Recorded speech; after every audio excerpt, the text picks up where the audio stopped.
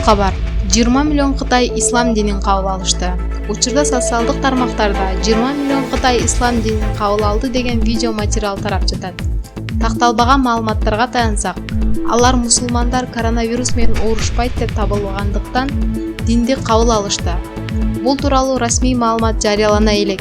Эске салсак, Кытай өлкөсү буга чейин Кытайдын жараны болгон уйгур улуттагы мусулмандарды намаз окугандыгы үчүн жазалап, тарбиялык лагерлерге жиберип, көптөгөн эр-жигиттерди ошондон нары көпчүлүгүн өлтүрүп жок кылганы баарыбызга маалым. Жана мусулмандарды мажбурлап, чочко этин жедиришкен. Ошондой эле Кытай жарандары ар бир айда 2 күндөн 5 күнгө чейин мусулман үй-бүлөдө чогуу жашап, алардын намаз окутпай көзөмөлдөп турганын мыйзамдуу түрдө укук алышканы белгилүү. Аларга качан адам укугун коргоо боюнча агенттиктер кайрылганда, Кытай бийлиги бул өлкөнүн ички маселеси жана аларды бийликке болгон ишенимин толуктап жатабыз деген сыяктуу жооптор болгон.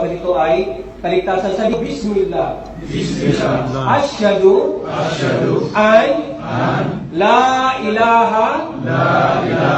إلا الله وأشهد أن محمدا عبده ورسوله وأشهد أن عيسى عبد الله ورسوله وإنكم أشهد أن لا إله إلا الله وأشهد أن محمدا عبده ورسوله وأشهد أن عيسى عبد الله ورسوله. Sa Tagalog, ako'y sumasaksi na walang sinuman ang karapat-dapat at bukod-tangi na dapat sambahin kundi ang tunay na Diyos, ang Allah. At sumasaksi rin ako na si Muhammad ay lingkod, alipin, at sugo ng Allah.